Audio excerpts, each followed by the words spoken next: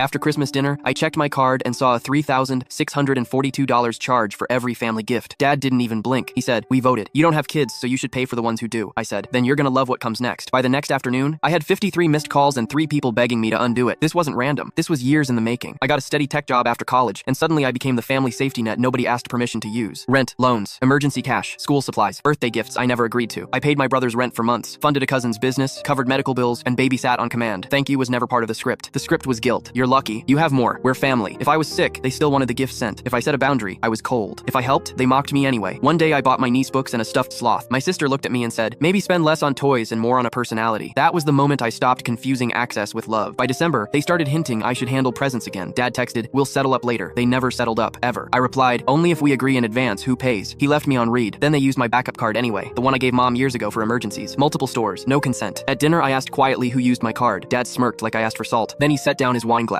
Then he said, "We voted." Next, he pointed at the kids opening toys. After that, mom stared at her plate. Again, my sister kept unboxing gifts. Then my cousin told me not to ruin the mood. Finally, Dad said, "It's just money." I stood up and felt everything click into place. Not rage, clarity. They didn't see me as a son, brother, or uncle. I was a payment method with a pulse. That night, I drafted one email and sent it to everyone in the family chat. Effective immediately, I was ending all financial support. No more gifts, tuition help, rent bridges, emergency transfers, surprise subscriptions, or just this once, rescues. Any unauthorized charges would be disputed. Any stored card info would trigger legal action. I ended with, "You voted. I'm voting back. Merry Christmas," from the childless one. 7 hours later, my phone detonated. 3 missed calls, crying voicemails, threats. My dad called 12 times. My mom wrote, "You ruined Christmas." Cousin said I owed them. Emotional damages. Meanwhile, my bank approved the fraud claim. Purchases were reversed. Cards were frozen. A cousin's hotel charge got declined twice that night. 3 days later, my parents and sister showed up on my porch for accountability theater. We didn't mean it like that. Think about the kids. Don't make this a war. I said, "You made it a war when you stole from me and called it democracy." My sister snapped, "You make 6 figures. You'll survive." I said, "Exactly. I will. Without this." Dad ordered me to reverse the chargebacks. I looked him dead in the face and said, "I'm done with all of you. I blocked your numbers. I'm moving out of state this weekend." My mother gasped. My sister screamed. Dad went pale. I opened the door and told them to get off my porch. For 48 hours, silence. It felt like oxygen. Then came burner numbers, guilt texts, fake concern. I ignored all of it. One cousin showed up to apologize, cleaned up, and suddenly humble. 30 minutes after he left, someone tried resetting my bank login. It was him. I locked everything down, changed every password, and notified the bank again. That was my final confirmation. Tears were tactics. I ended my lease, took a better job in another state, and disappeared from their map. New number, new apartment, no relatives within driving distance. I started therapy. My therapist said, "You were trained to earn love through sacrifice." That sentence hit hard because it was true. Months later, my cousin's wife texted me. She was divorcing him and thanked me for drawing a line. She said watching me walk away made her realize she could too. I sat there staring at that message for a long time, realizing this wasn't just about money. It was about refusing the role they wrote for me. Before I left the old group chat, I renamed it, "This bank is permanently closed. Try loving each other instead." Then I left. Now people ask if I regret cutting them off. Not even for a second. I regret waiting so long. I used to fund Christmas for people who called that family. Now I protect my peace and spend my money on my actual life. If you were in my shoes, would you have gone no contact too?